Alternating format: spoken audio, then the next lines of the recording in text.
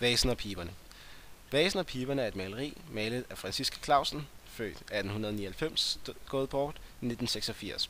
Maleriet er malet i 1929, hvilket er en tid for modernisme og en kriseperiode for USA. Billedet er opdelt i to elementer. Det ene til venstre forestiller 5 piber i farverne hvid og rød, som synes at ligne gløderne i rød-sort tobak.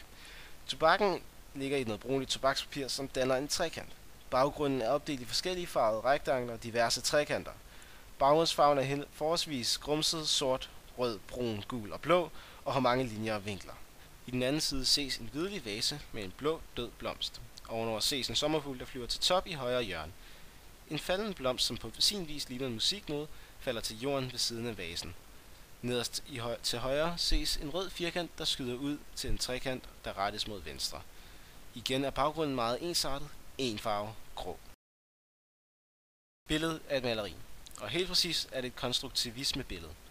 Det vil sige, at billedet har mange rette og lige linjer og vinkler. I hvert fald hvis man kigger til venstre. Maleriet prøver også at skabe nogle rette og lige robuste rammer til tilværelsen i livet. Hvis vi ser på teknikken i maleriet, kan vi tydeligt se, at der er en stor forskel på højre og venstre side. I venstre side har vi overhovedet intet forsvindingspunkt, hvorimod i højre side har vi et forsvindingspunkt oppe i øverste højre hjørne. Ud fra det forsvindingspunkt kan vi så konkludere, at vi ser billedet fra en 45 graders vinkel. Billedet er bygget op på den måde, at forgrunden ligger fjernt fra baggrunden i den højre del af billedet. I den anden del af billedet kan man se, at baggrunden er tættere på, og man føler varme i det, man ser mange farver. Billedet er ikke særligt tredimensionelt, men der er dog overlapning af flere objekter. Hvis vi ser på udformningen af billedet, er det meget abstrakt i den venstre side. Hertil forestiller billedet ikke rigtig noget, og intet andet end forskellige former kan egentlig rigtig ses på billedet.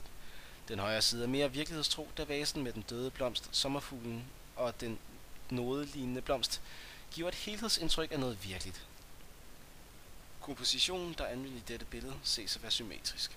Her er anvendt en metode kaldet relativ symmetri, hvilket vil sige, at hver halvdel af hinandens modsætninger. Hvis vi ser på maleriets venstre side, illustrerer maleriet den kaotiske modernisme, der fremgik i 1920. Maleriet viser tydeligt de meget stramme og tværgående lige linjer. Hvis vi kigger over på den højre side, ser vi derimod de runde og rolige, samt harmoniske buer. Det er her, hvor vi får den fornemmelse af, at de harmoniske, rolige og runde tider er forbi, eftersom blomsten er død. Hvis vi kigger lidt på farverne på billedet, vil vi opdage, at alle farverne i den venstre side er meget opmærksomhedssøgende. De prøver alle sammen at få din opmærksomhed, hvilket giver et mindre eller mere eller mindre uharmonisk miljø, hvorimod den højre side stadig er langt mere harmonisk.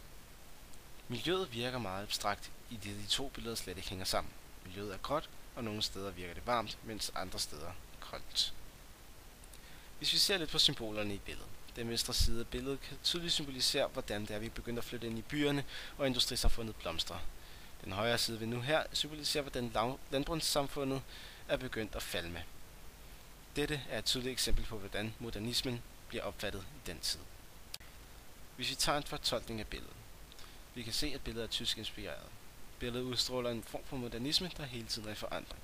Dette kan ses i skillevæggen. Modernisme er en betegnelse for en verden, der permanent er i forandring. Dette kan ses fra højre til venstre. Vurdering og perspektivering af maleriet. I begyndelsen af det 20. århundrede stiftede Danmark for første gang bekendtskab med et nyt maleri, der var malet med hurtige og brede strøg. Mange opfattede det nu som sjusket og bevis på ugdommelig frækhed. Hvad er meningen, spurgte man dengang. Omkring midten af århundredet stod spørgsmålet stadig. Men var nu omformuleret til, hvad er modernisme? Hertil træder maleriet, piberne og vasen i karakter.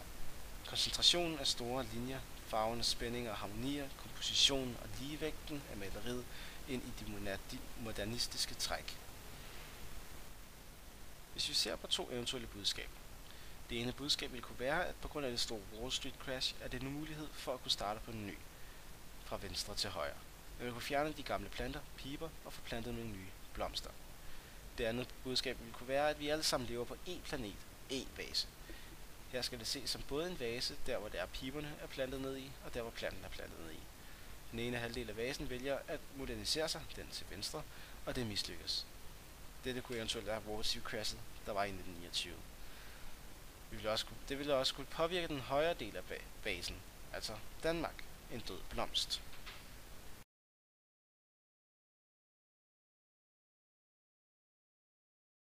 to sider til modernisme. Den positive og den negative. Planterne dør i den ene side, og der bliver plads til piberne i den anden.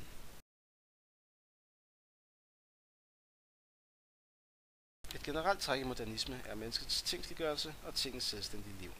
Virkeligheden opleves splittet, mennesket er sat ind i en verden, som det føler sig fremmed overfor. Den modernistiske kunst handler derfor i udstrakt grad om bearbejdning og erfaring af tomhed. Hvis vi kigger på maleriet, kan vi se, hvordan Franciska Clausen har bearbejdet tomheden og det fremmede ved modernisme. Hendes farver er meget tomme, og piberne og hele den venstre side af maleriet er meget fremmedgjort. Hvis du vil se mere af hendes værker, kan du gå 2 etager ned og tage den første dør på højre hånd. Tak fordi du lyttede med.